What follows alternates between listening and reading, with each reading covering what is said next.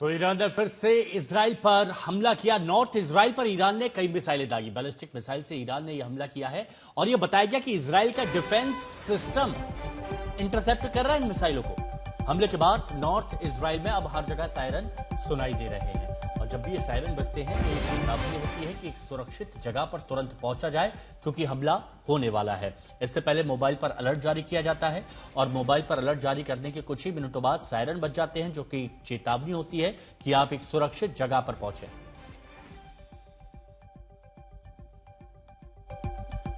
वहीं इजराइल के हाइफा पर ईरान का हमला हुआ। क्लस्टर बम से हाइफा पर ईरान ने हमला किया। इससे पहले भी कई क्लस्टर बम का इस्तेमाल ईरान की तरफ से किया गया है इजराइल पर हमला करने के लिए। और क्लस्टर बम की जब बात होती है तो इसे युद्ध अपराध की श्रेणी में लाया जाता है, लेकिन उसके बावजूद ईरान की तरफ से हमला किया जा रहा है। ईरान इजराइल एक दूसरे पर आरोप लगा रहे हैं। हाइफा में भारी नुकसान हुआ इस क्लस्टर बम से।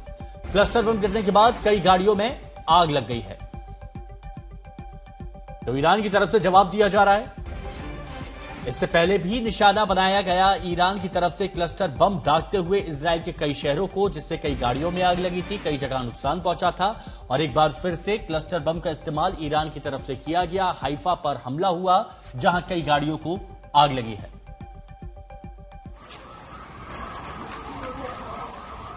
अब ये आप तस्वीरें देखिए, ये कई गाड़ियों में आग लगी हुई है। सायरन सुनाई दे रहे हैं।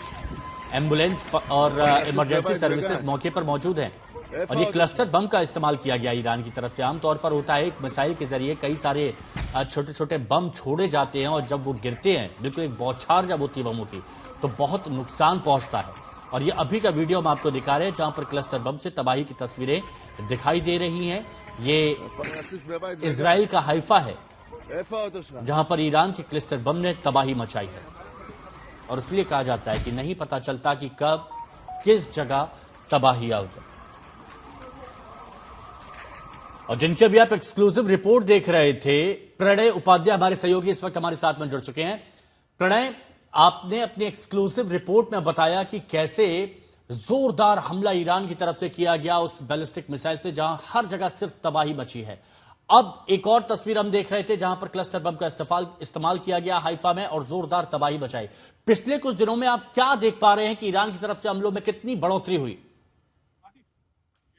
देखिए, अगर मैं बीते 2 दिनों की बात करूं तो जबरदस्त एक इजाफा देखने को मिल रहा है। पिछले कुछ घंटों के दौरान भी यदि हम बात करें तो 6 मिसाइलें ईरान की तरफ से दागी गई, जिनमें से अधिकतर मिसाइलें जो है वो मध्य और उत्तरी इजराइल के इलाके के अंदर गिरी हैं। और इन 6 मिसाइलों ने क्या तबाही मचाई है उसकी एक निशानी मैं एक बार फिर आपको दिखाता हूं, क्योंकि ये वो जगह है जहां पर वो ईरान की मिसाइल आकर गिरी और मिसाइल की जो एग्जैक्ट इंपैक्ट साइट है वो थी ये जगह। यानी यहाँ पर आप ये जो जमीन देख रहे हैं जिसे अब भर दिया गया है, यहाँ पर कुछ समय पहले तक एक बहुत बड़ा सा गड्ढा था और इस गड्ढे के में वो मिसाइल आकर गिरी। यहाँ पर आसपास वो रिहाइश में रहने वाले जो लोग हैं, जो नजदीक के घरों में रहते हैं, वो भी यहाँ पर देखने के लिए आए हैं। बच्चों के साथ यहाँ पर लोग आए हैं क्योंकि लोगों ने उस धमाके की आवाज तो सुनी थी, लेकिन उस जगह पर हुआ क्या था, क्योंकि लोग अपने अपने शेल्टर्स के अंदर उस समय मौजूद थे। ये उस जगह की तस्वीर है। यानी आप ये देखिए, यहां पर वो इंपैक्ट हुआ था इस जगह पर और उसके ठीक पड़ोस में, उसके कुछ ही कदम के फासले के ऊपर ये फैक्ट्री की इमारत थी। यानी सीधे मिसाइल यहां पर आकर नहीं गिरी है, मिसाइल सामने की तरफ जमीन पर गिरी है,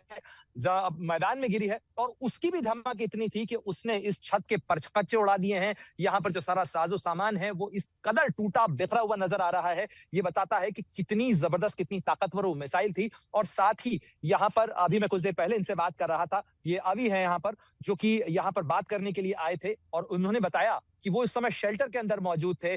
और ये जो रिहायशी घर हैं पीछे आप देख रहे हैं, यानी वो मिसाइल अगर कुछ ही देर में, अभी ने भी इस बात को माना कि अगर वो मिसाइल रास्ते से कुछ जरा सा भटक जाती तो पता नहीं क्या तबाही इस जगह पर आ सकती थी, क्योंकि उसका इंपैक्ट कितना जबरदस्त हुआ यहां आप तस्वीरों में देख सकते हैं। ये पूरा रिहायशी इलाका है जहां कुछ ही मीटर के फासले पर इस और बिल्कुल अगर थोड़ा सा भी मिसाइल इधर उधर हुई होती तो जो रिहायशी इमारतें देखी जा रही थी वहां गिर के ये भारी तबाही मचाती और न जाने कितने लोगों की जान ले सकती थी। बने रहिए आप हमारे साथ, दोबारा आपसे जुड़ेंगे।